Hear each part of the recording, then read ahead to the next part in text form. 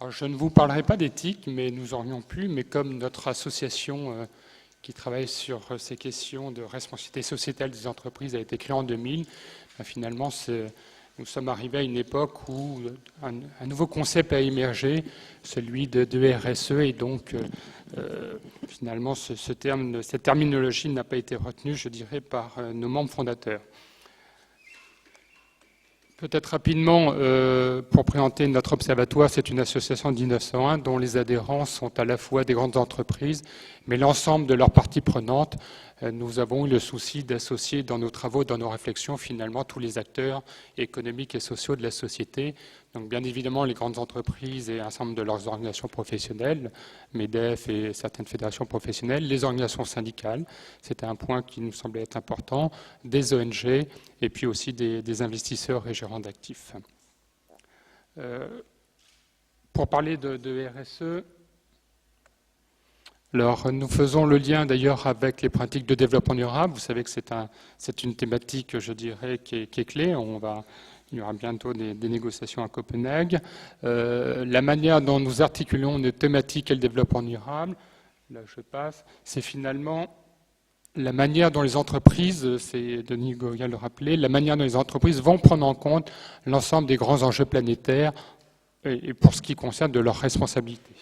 Alors pour cela, il y a eu ce concept qui est parti du monde anglo-saxon, qui s'est décliné de manière assez opérationnelle en Europe dans les années 2000, avec, je dirais, la popularisation par la Commission européenne, qui en 2001 a publié un livre vert sur la responsabilité, alors ils avaient appelé ça sociale des entreprises. Nous employons le terme sociétal puisque c'est une traduction du terme anglais Corporate Social Responsibility, mais le social en anglais a une dimension plus large que le social en français. Social en français, c'est, on pense aux ressources humaines. C'est pour ça que nous avons choisi ce terme de sociétal. C'est finalement les relations que l'entreprise entretient avec l'ensemble de la société. Bon, Denis d'ailleurs rappelé cette définition. Pour nous, elle est intéressante à 3 niveaux de cette définition. Nous sommes sur des approches volontaires, c'est-à-dire que les entreprises s'engagent, je dirais, de manière volontaire, bien évidemment, de leurs obligations légales.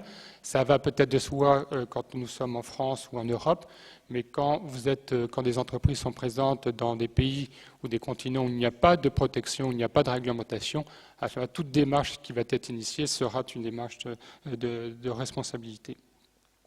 Et c'est d'ailleurs là où on peut faire le lien avec les questions d'éthique, puisque finalement l'entreprise, parce qu'elle est portée par des valeurs, parce qu'elle est portée par un ensemble de convictions, va s'engager. L'autre point, mais ça a été rappelé, celui des 3 piliers.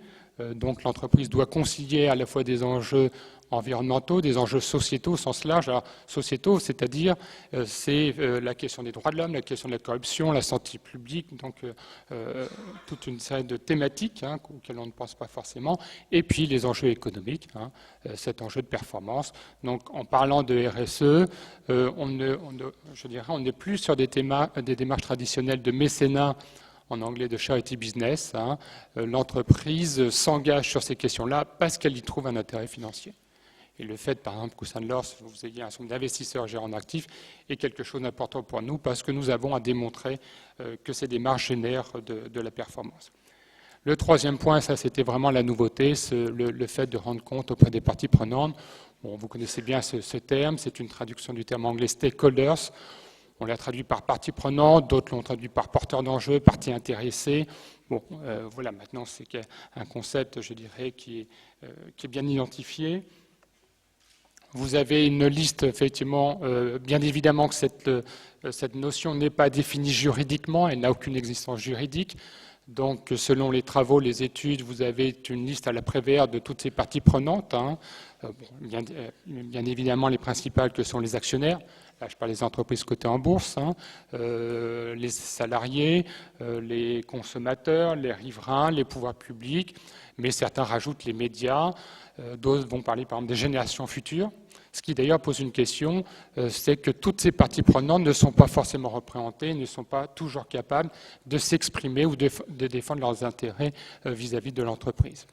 Alors, je dis ça puisqu'on est aussi dans un cadre de recherche. Sur certains des travaux que nous avons initiés récemment, on s'aperçoit que finalement, ceux qui vont interpeller l'entreprise, qui vont lui amener un regard critique, ça sera plutôt des philosophes, des sociologues.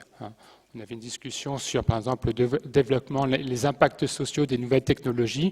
On a fait un travail avec, d'ailleurs, François Silva, qui est professeur. Et bien, finalement, la réflexion, les interrogations viennent plutôt, je dirais, d'individus, de chercheurs, de sociologues, alors que les parties prenantes traditionnelles ne sont pas encore organisées pour pouvoir s'exprimer, pour apporter un point de vue critique vis-à-vis des entreprises. Tout à l'heure, dans l'introduction, on parlait finalement de l'éthique comme moyen d'initier de nouvelles formes de régulation.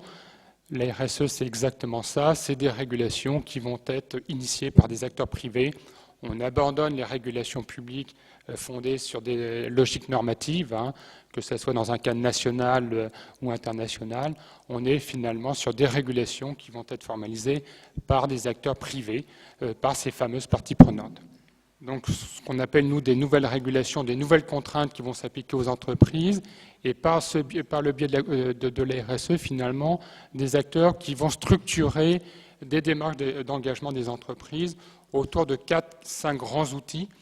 Tout ce qui concerne maintenant la notation extra-financière des entreprises, le fait que des investisseurs aient le souci d'objectiver, de s'assurer que les entreprises soient responsables, c'est le développement des fonds éthiques, de l'ISR, eh bien, a généré un marché qui est celui de la notation extra-financière des entreprises, notation sociale et environnementale. C'est des agences, enfin une témoignera cet après-midi, c'est des agences comme Vigeo, etc., qui vont chercher à objectiver finalement la démarche éthique ou la démarche RSE de l'entreprise. Et là, on va retrouver d'ailleurs cette classification par partie prenante, à savoir que Vigeo et toutes les grandes agences vont noter l'entreprise sur ses relations fournisseurs, ses relations avec les salariés, la gouvernance, donc les relations avec les actionnaires, etc. Il y a à cela un autre outil qui s'est fortement développé à partir des années 2000, c'est cette obligation volontaire ou subie des entreprises de rendre compte de leur démarche au travers de leur rapport d'activité, leur rapport de développement durable. Vous connaissez, j'imagine, la loi NRE de 2001 qui oblige toutes les entreprises cotées en bourse à intégrer dans leur rapport des informations à caractère social et environnemental. Donc là, on est sur une loi qui s'applique à 700 entreprises en France. Et vous savez que le Grenelle de l'environnement a prévu une extension de cette loi à toutes les entreprises qui dépassent un certain chiffre d'affaires et un seuil d'effectifs, 43 millions d'euros dans les intentions gouvernementales et 500 salariés. Donc cette obligation, excusez-moi du terme, de reporting, de rendre compte, les Québécois parlent de rapportage, finalement, va faire que toute entreprise devra finalement rendre compte de sa démarche qui pose beaucoup de questions sur la pertinence finalement des informations qui devront être exigées, tout en sachant que la loi NRE, elle avait quelque chose, elle avait un avantage, c'est qu'elle demandait de rendre compte auprès d'une partie prenante qui était les actionnaires, mais avec l'extension de la loi au non-coté, à qui l'entreprise devra-t-elle rendre compte dans son rapport? Et je dis ça parce que très concrètement, ça voudra dire que les entreprises devront peut-être avoir des communications différentes selon le type de public auquel elles s'adressent. Typiquement, un riverain n'a pas forcément les mêmes attentes qu'un actionnaire, une ONG ou une organisation syndicale. Et donc, on voit que c'est maintenant que les entreprises ont besoin de se structurer sur ces questions-là, avec beaucoup, je dis beaucoup de réponses, beaucoup de questions qui sont sans réponse. Dans les autres démarches, dans les autres outils, vous avez les systèmes de management aussi qui doivent se structurer autour de ces enjeux de RSE ou d'éthique. Vous connaissiez dans le monde de la qualité ISO 9000 sur la qualité, ISO 14000 sur le management environnemental. Une norme va bientôt émerger, a priori qui sera disponible en 2010, qui est la norme ISO 26000 sur la responsabilité sociétale des organisations. Alors je dis ce point-là parce que quand on parle de responsabilité, d'éthique, ça ne concerne pas que le seul secteur à but lucratif. On ne peut ne pas être éthique, on ne peut ne pas être responsable, alors même qu'on est une collectivité, alors qu'on défend, je dirais, l'intérêt général. Et donc, je dis ça parce que là aussi, dans un cadre universitaire, il y a maintenant des réflexions sur ce que doit être une démarche de responsabilité quand on est un établissement d'enseignement. Bon. Mais la question va se poser pour tous les acteurs de la vie économique. ce qui était intéressant dans ce processus d'élaboration ISO, un processus associant l'ensemble des parties prenantes. C'était la première fois que dans le cadre de l'ISO, dans les fameux professionnels qui sont associés à l'élaboration de la norme, on a élargi le panel, puisque vous aviez 6 grands collèges, les entreprises, les autorités publiques, les ONG, les syndicats, les associations de consommateurs, et puis le monde des professionnels dans lequel il y avait les universitaires. Je précise que cette norme ne sera pas certifiable. C'était un des deals de départ, puisque le patronat, enfin les organisations patronales soutenues par les gouvernements ne voulaient pas que cette norme puisse faire l'objet d'un contrôle.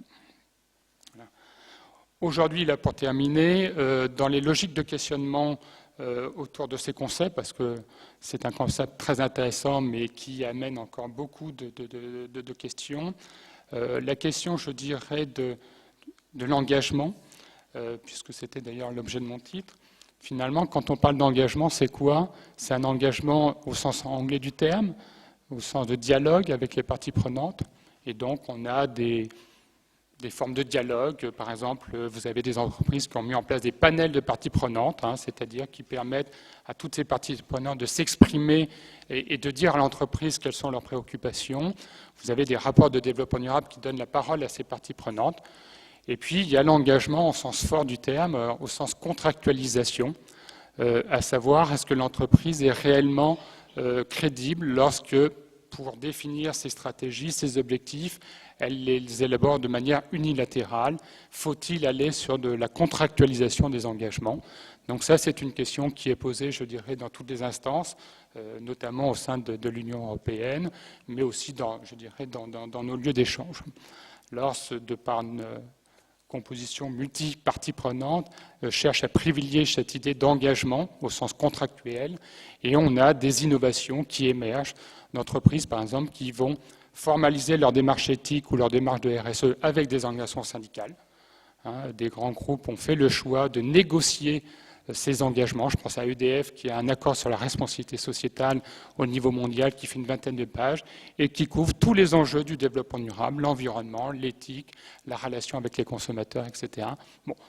C'est un exemple, mais on pourrait en donner d'autres, bien évidemment. Alors, donc une démarche intéressante. Le fait aussi de s'engager avec les ONG. Là aussi, c'est quelque chose qui nous semble être intéressant. Ce qui aussi pose d'ailleurs des questions sur la communication des entreprises.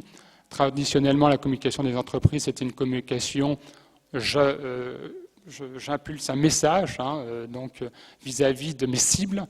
Là, la communication, c'est plus une communication de l'entreprise. Une communication crédible, c'est une communication qui est portée par les parties prenantes. Et tout à l'heure, vous donniez l'exemple de Nike, effectivement, qui avait été interpellé. Aujourd'hui, Nike n'est plus capable de faire sa propre promotion. Elle doit pouvoir s'appuyer, pour être légitime, sur les parties prenantes. Et rien de mieux qu'une communication qui est véhiculée par des syndicats, par des ONG sur l'entreprise. Dernier questionnement, mais celui de la hiérarchisation des enjeux. On a toujours l'impression dans les exposés que c'est super, on dialogue avec l'ensemble des parties prenantes. On oublie quand même que ces parties prenantes ne pèsent pas d'un même poids. L'actionnaire ne pèse pas d'un même poids que l'ONG, le riverain ou le salarié. Donc, on pourrait parler de valeurs, d'éthique, on pourrait aussi parler de rapport de force.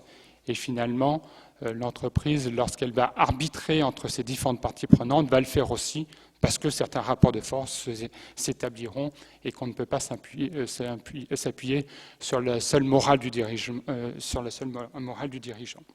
Donc ça, c'est une question qui est éminemment complexe. Tout ce qui concerne la hiérarchisation des enjeux et les tensions qui peuvent exister entre ces différentes parties prenantes. Je donnais l'exemple de l'actionnaire, mais nous voyons arriver maintenant toute la problématique de l'attention des clients vis-à-vis des salariés. Aujourd'hui, pour ceux qui sont dans des politiques de ressources humaines, ils vous expliquent que le lien de subordination, c'est plus le lien qui établit le salarié avec le manager, c'est la pression du client, notamment pour tous ceux qui sont dans une fonction commerciale, fonction de communication, c'est la pression du client vis-à-vis du salarié. Donc là-dessus, il y a besoin de construire des nouvelles formes de régulation. Et là, on s'aperçoit que les instruments traditionnels, les instruments normatifs, finalement, ne sont d'aucun recours pour justement amener ces réflexions, ces nouvelles formes de régulation qui associent l'ensemble des acteurs. Voilà.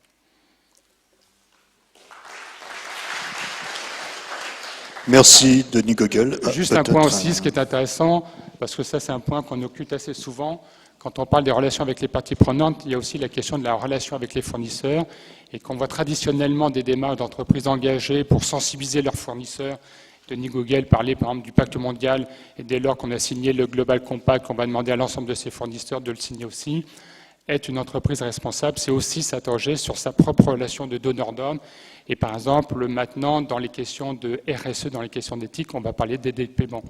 Payer son fournisseur à 90 jours, à 120 jours, est-ce que c'est une démarche responsable?